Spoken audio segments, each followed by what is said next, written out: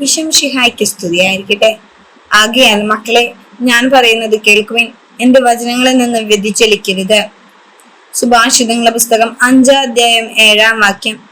എന്തുകൊണ്ടാണ് കർത്താവ് അങ്ങനെ പറയുന്നത് എന്ന് നമുക്ക് ആലോചിക്കാം.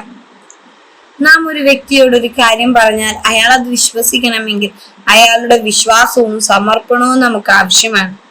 അയാൾക്ക് അതിൽ വിശ്വസിക്കുന്നതിന് കുറച്ച് സമയവും ആവശ്യകരമാണ്. എന്തുകൊണ്ടാണ് ഒരു വ്യക്തിയുടെ വിശ്വാസവും സമർപ്പണവും നമുക്ക് ആവശ്യമായി വരുന്നത്? ഒരു ഓട്ട മത്സരം സംഘടിപ്പിച്ചെന്ന് വിചാരിക്കുക. ഒരു വ്യക്തി ആ മത്സരത്തിൽ ഓടുമ്പോൾ ആ സമയം പൂർത്തീകരിക്കേണ്ടത് അവന്റെ ആവശ്യമാണ്. ആ സമയം പൂർത്തീകരിച്ചാൽ മാത്രമാണ് അവന് സമ്മാനം ലഭിക്കുക. അതുതന്നെയാണ് ദൈവം പറയുന്നത്. നാം ദൈവത്തിന്റെ വചനങ്ങൾ ശ്രദ്ധാപൂർവം ശ്രവിക്കുകയും അതിൽ നിന്ന് വ്യതിചലിക്കാതിരിക്കുകയും ചെയ്യണം. എങ്കിൽ നാം സ്വർഗം പ്രാപിക്കും. നമ്മുടെ സമ്മാനം അതായിരിക്കണം, നമ്മുടെ സ്വർഗമായിരിക്കണം. നമുക്ക് അതിനു വേണ്ടി ദൈവം കുറെ റോൾ മോഡൽസിനെ ലോകത്തിൽ തന്നെ തന്നിട്ടുണ്ട്. എല്ലാ വിശുദ്ധരും അങ്ങനെ ജീവിച്ചതാണ്.